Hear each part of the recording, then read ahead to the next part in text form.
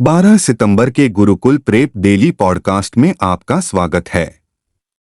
Update 1 नियुक्ति। अमित शाह को राजभाषा समिति पर संसदीय समिति के अध्यक्ष के रूप में फिर से चुना गया। गृह मंत्रालय MHA ने एक बयान में कहा कि केंद्रीय गृह मंत्री अमित शाह को सर्वसम्मति से राजभाषा समिति पर संसदीय समिति के अध्यक्ष के रूप में फिर से चुना गया। यह निर्णय समिति की एक बैठक में लिया गया जो नई दिल्ली में आयोजित की गई थी। नई सरकार के गठन के बाद राजभाषा समिति पर संसदीय समिति के पुनर्गठन के लिए यहां समिति की बैठक हुई। गृह मंत्री ने उन्हें सर्वसम्मति से दोबारा अध्यक्ष चुनने के लिए राजभाषा संबंधी संसदीय समिति के सभी सदस्यों का आभार व्यक्त किया। Update 2 banking. एक्सिस बैंक ने 7.75% तक की नई सावधि जमा ब्याज दरों की घोषणा की। एक्सिस बैंक ने फिक्स्ड डिपॉजिट FD के लिए अपनी ब्याज दरों में अपडेट की घोषणा की है। बैंक ने कहा कि 10 सितंबर से प्रभावी नई दरें आम ग्राहकों और वरिष्ठ नागरिकों के लिए विभिन्न जमा राशियों और अवधियों के साथ आकर्षक रिटर्न प्रदान करती हैं। 5 करोड़ रुपए से कम की जमा राशि के लिए बैंक सामान्य ग्राहकों के लिए कार्यकाल के आधार पर 3% से 7.25% तक ब्याज दरों की पेशकश कर रहा है। वरिष्ठ नागरिकों को तरजीही दरों का आनंद मिलेगा, जिसमें 5 करोड़ रुपए से कम की जमा राशि के लिए 3.5% से 7.75% तक ब्याज की पेशकश होगी। अपडेट 3 पुस्तकें। केंद्रीय मंत्री नितिन गडकरी द्वारा रणधुरंधर शाहजीराजे भोसले पुस्तक विमोचन। छत्रपति शिवाजी महाराज को दुनिया मराठा शासन स्वराज्य के संस्थापक के रूप में जानती है। हालांकि उनके पिता शाहजीराजे के बारे में बहुत कुछ नहीं लिखा गया है, जिन्होंने उन्हें स्वराज्य स्थापित करने के लिए प्रेरित किया। पुणे के इतिहासकार अमर युवराज दांगत ने इन कमियों को दूर करने की कोशिश की है। शाहजीराजे के जीवन पर 10 साल तक शोध और अध्ययन करने के बाद उन्होंने रणधुरंधर शाहजीराजे भोसले नामक पुस्तक लिखी है। पुस्तक का विमोचन केंद्रीय मंत्री नितिन गडकरी ने नागपुर में अपने घर पर किया। इतिहासकार लेखक अमर युवराज दांगत और सागर राज बोडगिरे मौजूद थे। अपडेट 4 निधन। एयरबिया के अध्यक्ष अजीत सूबेदार का 73 साल की उम्र में निधन। अखिल भारतीय रिजर्व बैंक कर्मचारी संघ एयरबिया के अध्यक्ष अजीत सूबेदार का हृदय गति रुकने के बाद कोकिलाबेन अस्पताल में निधन हो गया। 73 वर्ष की आयु में उन्हें हाल ही में तीव्र ब्रोंकाइटिस के लिए अस्पताल में भर्ती कराया गया था, लेकिन बाद में हृदय संबंधी जटिलताओं का विकास हुआ। RBI कर्मचारियों के एक अनुभवी नेता सूबेदार ने प्रबंधन के साथ कई बैठकों का सफलतापूर्वक नेतृत्व किया और हजारों कर्मचारियों के लिए बेहतर वेतन और बेहतर काम करने की स्थिति के लिए बातचीत की। एसोसिएशन की सबसे बड़ी इकाई के नेता के रूप में सूबेदार को 2013 के कोलकाता सम्मेलन में इसके अध्यक्ष के रूप में चुना गया था। तब से वह एयरबिया के कार्यक्रम का संचालन कर रहे थे। अपडेट 5 रैंक और रिपोर्ट। औद्योगिक श्रमिकों के लिए उपभोक्ता मूल्य सूचकांक जुलाई 2024 के लिए बढ़कर 142.7 हो गया। श्रम और रोजगार मंत्रालय द्वारा जारी आंकड़ों के अनुसार जुलाई 2024 के लिए औद्योगिक श्रमिकों के लिए अखिल भारतीय उपभोक्ता मूल्य सूचकांक CPIIW 1.3 अंक बढ़कर 142.7 हो गया।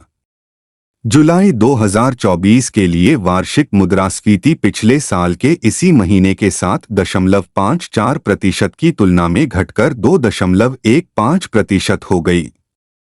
ईंधन और प्रकाश और कपड़े और जूते इस साल जून की तुलना में सपाट रहे, जबकि पान, सुपारी, तंबाकू और नशीले पदार्थ जून में 161.6 से बढ़कर 162 हो गए और खाद्य और पेय पदार्थ जून में 148.7 से बढ़कर 150.4 हो गए।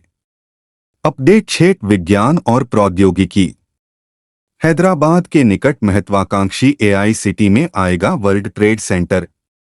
तेलंगाना सरकार ने हैदराबाद के पास प्रस्तावित एआई सिटी में वर्ल्ड ट्रेड सेंटर की स्थापना के लिए वर्ल्ड ट्रेड सेंटर्स एसोसिएशन के साथ एक समझौता ज्ञापन पर हस्ताक्षर किए हैं।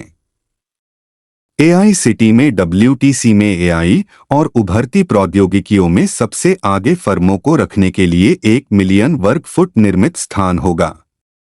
आईटी और उद्योग मंत्री डी श्रीधर बाबू के कार्यालय की ओर से जारी एक विज्ञप्ति में कहा गया है, यह वैश्विक एआई डोमेन के क्षेत्र में सबसे बड़ी क्षमता निर्माण पहलों में से एक है।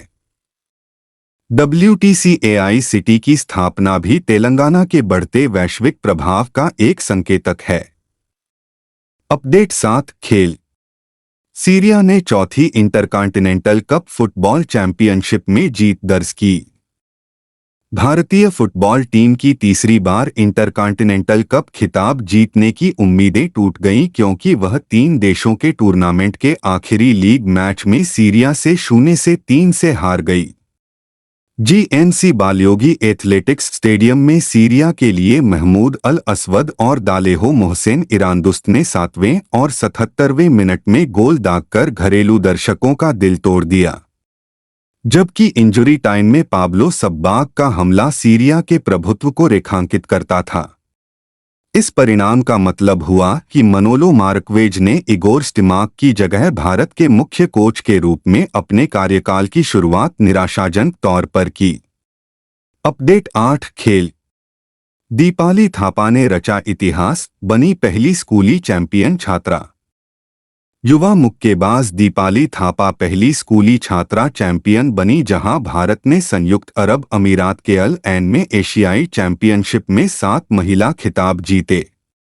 33 किलोग्राम वर्ग में प्रतिस्पर्धा करते हुए थापा ने सेमीफाइनल में कजाकिस्तान की अनेलिया ओर्दाबेक को हराया और फाइनल में यूक्रेन की ल्यूडमिला वासिलचेंको पर हावी हुई। उन्होंने बेहतर तकनीक और नियंत्रण का प्रदर्शन करते हुए खिताब का दावा किया। भारत का शानदार प्रदर्शन जारी रहा और भूमि ने 35 किलोग्राम भार वर्ग में कजाखस्तान की एस्सेल जालिम्बेकोवा को हराकर पहला स्थान हासिल किया। निश्चल शर्मा ने 37 किलोग्राम वर्ग में यूक्रेन की मारिया मत्सियुरा पर रणनीतिक जीत से भारत की पदक तालिका में इजाफा किया। अपडेट 9 शिखर सम्मेलन और सम्मेलन। वैश्विक आईटी आउटेज के बाद माइक्रोसॉफ्ट ने साइबर सुरक्षा शिखर सम्मेलन की मेजबानी की। माइक्रोसॉफ्ट ने जुलाई में क्राउडस्ट्राइक सॉफ्टवेयर अपडेट के कारण एक विशाल वैश्विक आईटी आउटेज के बाद साइबर सुरक्षा प्रणालियों में सुधार पर ध्यान केंद्रित करने के लिए अपने रेडमंड, वाशिंगटन मुख्यालय में एक शिखर सम्मेलन आयोजित किया। बैठक आउटेज के दौरान उजागर की गई कमजोरियों को हल करने की दिशा में माइक्रोसॉफ्ट का पहला महत्वपूर्ण कदम था, जिसने उद्योगों में संचालन को बाधित किया और अनुमानित 8.5 मिलियन विंडोज उपकरणों को प्रभावित किया। क्राउडस्ट्राइक के असफल सॉफ्टवेयर अपग्रेड के कारण 19 जुलाई को वैश्विक आउटेज ने एयरलाइंस और हेल्थकेयर से लेकर बैंकिंग तक के उद्योगों में बड़े व्यवधान पैदा किए। अपडेट 10 नियुक्ति। नेपाल के सैन्य नेतृत्व के लिए नए सेना प्रमुख ने शपथ ली। राष्ट्रपति रणचंद्र पौडेल ने नवनियुक्त सेना प्रमुख कोएस अशोक राज सिद्देल को शपथ दिलाई। राष्ट्रपति शीतल निवास के कार्यालय में आयोजित एक विशेष कार्यक्रम में नवनियुक्त कोएस ने नेपाली सेना के सर्वोच्च कमांडर राष्ट्रपति के समक्ष नेपाली सेना के 45वें कोएस के रूप में पद और गोपनीयता की शपथ ली। इस मौके पर उपराष्ट्रपति राम सहाय प्रसाद यादव, प्रधानमंत्री KP शर्मा ओली, मुख्य न्यायाधीश बिशोम्भर प्रसाद श्रेष्ठ, speaker Devraj Ghimire, national assembly के अध्यक्ष नारायण प्रसाद देहल मौजूद थे।